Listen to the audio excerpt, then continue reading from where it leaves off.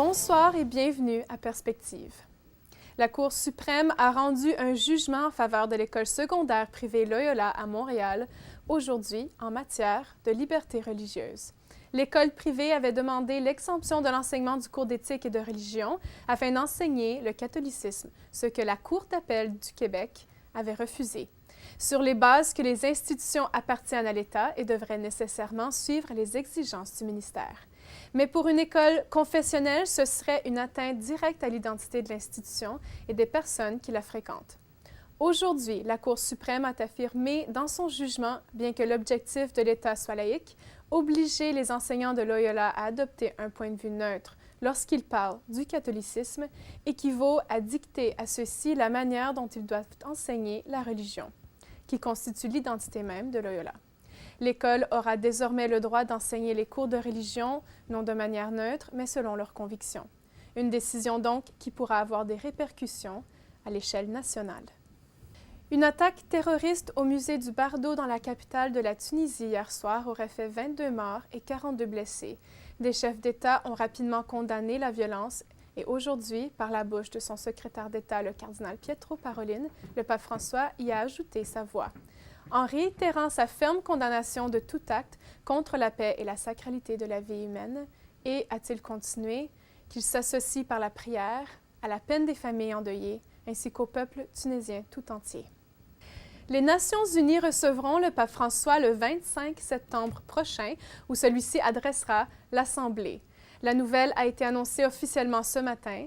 Alors que l'organisation célèbre cette année 70 ans, le président de l'ONU, Ban Ki-moon, a admis que c'est un moment opportun de recevoir le Saint-Père à New York.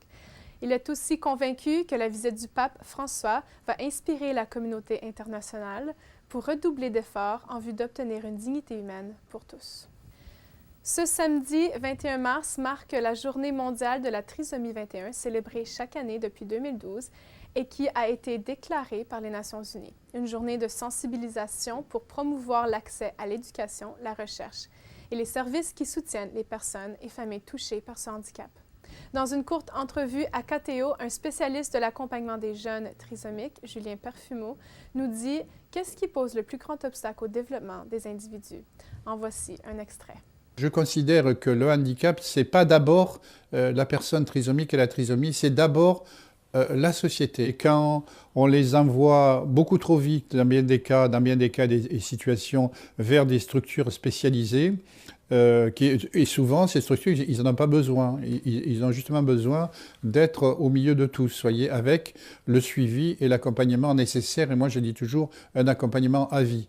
Au-delà des difficultés à vivre, je dirais, j'y vois un cadeau du ciel. Il renvoie tellement aux parents et à la fratrie des belles choses, je dirais, hein, sur le plan du relationnel, de l'affectif. Ils sont plus chaleureux, plus gentils, plus ouverts, plus souriants, plus accommodants, toute une série de qualités qui va dans le sens de construire la fraternité. Donc, difficulté à la clé, difficulté à résoudre, à aller au-delà, je dirais, mais beaucoup de joie et beaucoup d'espérance. Le numéro pour avril et juin de la revue Signe, qui, rappelons-le, célèbre 50 ans cette année, vient de paraître. On y découvre des témoignages touchants, dont celui d'un couple qui sont parvenus à adopter un enfant à l'étranger. Pour plus d'amples renseignements, communiquez avec la rédaction au 514-481-2781 ou par courriel à l'adresse suivante infosigne@leuni.org.